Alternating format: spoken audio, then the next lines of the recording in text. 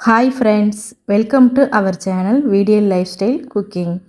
இப்போ நம்ம இந்த சேனலில் என்ன பார்க்க போகிறோம் அப்படின்னா, சங்கரன்கோயில் ஸ்பெஷல் சுல்தான் பிரியாணி பார்க்க போகிறோம். ஆல்ரெடி ஏற்கனவே நம்ம சேனலில் இதில் மட்டன் பிரியாணி போட்டிருக்கேன். அதில் நிறைய கமெண்ட்ஸ் வந்திருக்கு. பார்த்திங்கன்னா, மிளகாய் இவ்வளோ போட்டிருக்கீங்க, தயிர் போடலையா, தக்காளி போடலையா, லெமன் போடலையா அப்படின்னு கேட்டிருக்கீங்க. கொஞ்சம் கிளாரிட்டி இல்லைன்னு சொல்லியிருக்கீங்க. அதுக்கான இது டீட்டெயில்ஸ் வீடியோ தான் இது. ஸ்கிப் பண்ணாமல் பார்க்கலாம் வாங்க. இப்போ அதுக்கு ஃபஸ்ட்டு அரைக்க வேண்டியது என்னென்னு சொல்லிடுறேன். அரைச்சி எடுத்து வச்சுக்கலாம். ஒரு மிக்ஸி ஜாரில் ஒரு 50 கிராம் இஞ்சியை தோல் சீவி எடுத்து கழுவிட்டு போட்டிருக்கேன். 50 கிராம் பூண்டு தோலை எடுத்துகிட்டு போட்டிருக்கேன். காரத்துக்கு ஏற்ற மாதிரி மிளகாய், இது நல்ல காரமான மிளகாய், அதனால் 3 போட்டிருக்கேன். உங்களுக்கு என்ன தேவையோ. இது வந்து 1/2 கிலோ அரிசி, 3/4 கிலோ சிக்கனுக்கான அளவு. ஒரு கைப்பிடிக்குள்ளே இருக்கிற மாதிரி புதினா இலை நல்லா கழுவிட்டு சுத்தம் பண்ணிவிட்டு இதில் போட்டுக்கலாம். அதுக்கப்புறம் வந்து மல்லி இலை, அதுவும் சேம் அதே அளவு தான். இதை வந்து கொஞ்சமாக லைட்டாக தண்ணி ஊற்றி பேஸ்ட்டாக நம்ம அரைச்சி எடுத்து வச்சுக்கலாம். அதுக்கப்புறமா இன்னொரு மிக்ஸி ஜாரில் இந்த ஸ்பைசஸ் எல்லாம் நம்ம அரைச்சி எடுத்து வச்சுக்கலாம். அப்படி எடுத்து வைக்கும்போது நம்ம வந்து தாளிக்கும்போது போடுறது வந்து சாப்பாட்டோடு டிஸ்டர்ப் பண்ணாமல் இருக்கும். இது பார்த்திங்கன்னா சாதி பத்திரின்னு சொல்லுவாங்கள்ல, அந்த இது ஒரு சின்ன ஒரு துண்டு. அதுக்கப்புறம் வந்து ஒரு 3 துண்டு வந்து பட்டை, ஒரு 7 இல்லைன்னா 8 ஏலக்காய் எடுத்திருக்கேன். கொஞ்சமாக கல்பாசி, கொஞ்சமாக சின்ன துண்டு கல்பாசி, ஒரு 7 கிராம்பு, ஒரு 1/2 டீஸ்பூன் அளவுக்கு பெருஞ்சீரகம். இது கூட இன்னும் என்னெல்லாம் சேர்த்துக்கலாம் அப்படின்னா, இந்த பிரியாணி இலை, அதுக்கப்புறம் வந்து இந்த நட்சத்திர பூ சொல்லுவாங்கள்ல, அன்னாச்சி பூ, அந்த இது சேர்த்துக்கலாம்.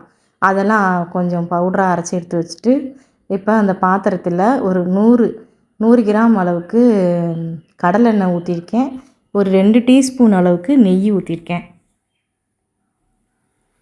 இது கொஞ்சம் காஞ்ச உடனே நம்ம 150 கிராம் அளவுக்கு பல்லாரி எடுத்து இந்த மாதிரி நீளமாக கட் பண்ணி இது கூட சேர்த்து போட்டு கொஞ்சம் நேரம் வதக்கிட்டு, இதில் நம்ம அடுத்து என்ன செய்ய போகிறோம் அப்படின்னா, காரத்துக்கு ஏற்ற மாதிரிக்கு பச்சை மிளகா பாருங்கள்,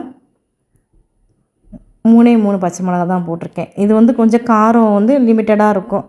இன்னும் கொஞ்சம் காரம் வேணும் அப்படின்னா நீங்கள் எக்ஸ்ட்ரா இன்னும் கொஞ்சம் ஆட் பண்ணிக்கலாம். இதில் வந்து நம்ம மிளகாய் தூள் போட போகிறதில்ல. இதில் நான் என்ன போட்டிருக்கேன் பாருங்கள், இன்னும் இது வந்து புதினா இலையும் மல்லி இலையும் போட்டிருக்கேன். இப்போ இது அந்த வெங்காயத்தோடையே இதெல்லாம் சேர்ந்து இன்னும் கொஞ்சம் நேரம் வதங்கட்டும். இப்போ இந்த ஸ்டேஜ்லேயே நம்ம அரிசியை ஊற வச்சிடலாம். பார்த்திங்கன்னா 1/2 கிலோ அரிசி எடுத்திருக்கேன்.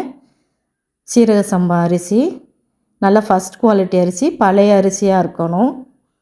இதை வந்து நல்லா ஒரு 3 வாட்டி நல்லா தண்ணி விட்டு நல்லா கழுவிட்டு தண்ணியை எடுத்து நம்ம கொட்டிட்டு திருப்பி தண்ணி ஊற்றி ஊற வைக்கணும். ஏன்னா இதை நம்ம வந்து வடித்து செய்ய போகிறதில்ல, அதனால் அந்த கஞ்சித்தன்மை போயிடணுங்கிறதுக்காண்டி நல்லா கழுவிட்டு ஊற வச்சுக்கலாம். இப்போ பாருங்கள், நல்லா கொஞ்சம் வதங்கி வந்துருச்சு. இந்த கலர்லாம் நல்லா சேஞ்ச் ஆகி வந்துருச்சு.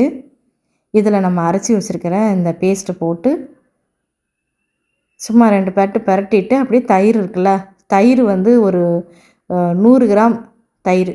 நம்ம வீட்டு தயிராக இருந்தாலும் ஓகே தான், இல்லை நம்ம பேக்கெட் தயிராக இருந்தாலும் ஓகே தான். வீட்டு தயிர்னால் இன்னும் கொஞ்சம் புளிப்பு இருக்கும். இந்த தயிர் வந்து எனக்கு கொஞ்சம் நல்லா புளிப்பாக இருந்ததுனால நான் அன்றைக்கி லெமன் ஜூஸு சேர்த்துக்கல. டேஸ்ட்டு பார்த்தேன், லெமன் ஜூஸ் தேவையில்லை அப்படின்றதுனால போடலை. நீங்கள் இந்த வீடியோவில் பார்ப்பீங்க, ஸ்கிப் பண்ணாமல் பாருங்கள். அப்போ தான் நீங்கள் கேட்டவங்களுக்கு எல்லாத்துக்கும் இது வந்து ஒரு தெளிவு கொடுக்கும். நீங்களும் வீட்டில் ஈஸியாக செஞ்சு பார்க்கலாம். இப்போ இது நல்லா வதங்கிடுச்சு. ஒரு 1/2 டீஸ்பூனுக்கு மஞ்சள் தூள் போட்டிருக்கேன்.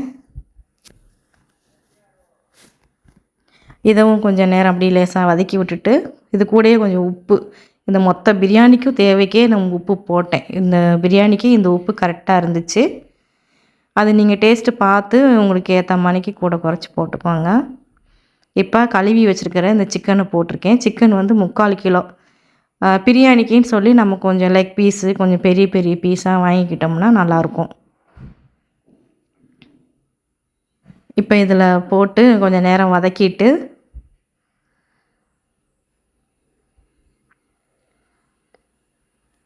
இது வந்து விறகடுப்பில் தான் பண்ணோம். சூப்பராக இருந்துச்சு. வதக்கிட்டு அதுக்கப்புறம் தேவையான அளவுக்கு கொஞ்சம் தண்ணி ஊற்றணும். தண்ணியோட அளவு எவ்வளோன்னு பார்த்தீங்கன்னா, 1 பங்கு அரிசி அப்படின்னா 2 பங்கு தண்ணி ஊற்றணும் கண்டிப்பாக. குக்கரில் செய்கிறதுனா அது வேறு மெத்தடு.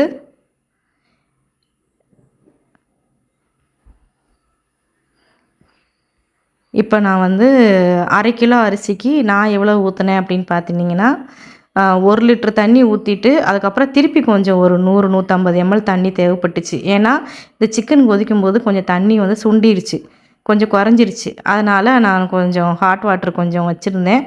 அதுலேருந்து இது கொஞ்சம் எடுத்து இதில் ஊற்றிட்டேன். நீங்கள் பண்ணும்போது தான் உங்களுக்கு தெரியும், அந்த எந்த அளவுக்கு நமக்கு தண்ணி சுண்டி வருது அப்படிங்கிறது. ஆனால் 1க்கு 2 பங்கு தான் அளவு தண்ணி சொல்லுவாங்க. நம்ம பக்கத்தில் கொஞ்சம் ஹாட் வாட்டர் வச்சுக்கணும். சுடு தண்ணியை வச்சுக்கிட்டு கொஞ்சமாக சேர்த்துக்கணும்.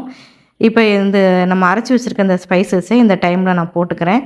இது நம்ம வந்து இப்போ போடணும்னு அப்படிங்கிறது கிடையாது.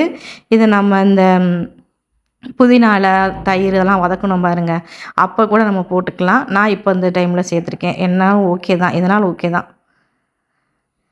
இப்போ இது வந்து சிக்கன் வந்து ஒரு கரெக்டாக ஒரு 10லேருந்து 15 நிமிஷத்துக்கு கொஞ்சம் நல்லா வேக வச்சு எடுத்துக்கலாம். இப்போ பாருங்கள், சிக்கன் நல்லா வெந்துருச்சு. நல்லா பஞ்சு மாதிரி வந்திருந்தது பிரியாணியில். நல்லா வெந்துருச்சு. இந்த டைமில் தான் நான் கொஞ்சம் சுடு தண்ணி கொஞ்சம் ஊற்றிக்கிட்டேன். ஒரு 100, 150 கிட்ட ஊற்றிக்கிட்டேன். நீங்கள் அது பாருங்கள், உங்களுக்கு பார்த்தா தெரியும். ரொம்ப தண்ணி வத்திருச்சு அப்படின்னா இது பத்தாது அப்படின்னு நமக்கே ஒன்று தெரியும் இல்லையா? இல்லை நீங்கள் கொஞ்சம் ஸ்லோ ஃப்ளேமில் வச்சு வேக வச்சிங்க அப்படின்னா தண்ணி எக்ஸ்ட்ரா ஊற்றணும் தேவையில்லை. 1க்கு 2 பங்கு ஊற்றினாலே போதும். இப்போ பாருங்கள், நான் அந்த ஊற வச்சுருந்தேன் அரிசியை தண்ணியை வடிச்சிட்டு போட்டுட்டேன் இதில். இப்படி பார்க்கும்போதே கூட தெரியும். இந்த ஸ்டேஜில் உங்களுக்கு இப்போ நான் பாருங்களேன், தண்ணி வந்து மேலே இருக்குது, அரிசிக்கு மேலே இருக்குது தண்ணி. இப்படி இருந்தால் ஓகே. உங்களுக்கு வந்து அரிசி ரொம்ப மேலாக்க இப்போ தெரியுது அப்படின்னா நீங்கள் லைட்டாக தண்ணி ஊற்றிக்கலாம். அந்த ஸ்டேஜில் கூட ஊற்றிக்கலாம். எனக்கு அது தெரிஞ்சதுனால தான் நான் கொஞ்சம் தண்ணி எக்ஸ்ட்ரா ஊற்றிக்கிட்டேன் கொஞ்சம் லைட்டாக. ஏன்னா சில அரிசி வந்து தண்ணி நிறையா குடிக்கும், சில அரிசி வந்து தண்ணி ரொம்ப குடிக்காது. ஏன்னா இது வந்து கொஞ்சம் பழைய அரிசி தான். இதை போட்டுட்டு நம்ம அப்படியே விட்டுறக்கூடாது. அரிசியை போட்டுட்டு என்ன பண்ணணும், லைட்டாக கிண்டி கிண்டி விடணும். அப்போ வந்து நம்ம விறகு அடுப்பு தான் வச்சுருக்கிறதுனால கொஞ்சம் தீயை வந்து கம்மி பண்ணிக்கணும். இப்போ பார்த்தீங்கன்னா இந்த ஸ்டேஜில் தான் நான் வந்து தம்மு போடுறேன். கீழே இருக்கிற அந்த கங்கு விறகு அதெல்லாம் எடுத்து மேலே அந்த தட்டு மேலே வச்சுட்டு ஒரு 20 நிமிஷம் தம்மு வச்சிட்டிங்கன்னா போதும். அதே மாதிரி நீங்கள் ஸ்டவ்வில் எப்படி பண்ணுறதுன்னு நான் அடுத்து வேணால் ஏதாவது ஒரு வீடியோவில் சொல்கிறேன். இப்போ 20 நிமிஷம் கழித்து பாருங்கள்.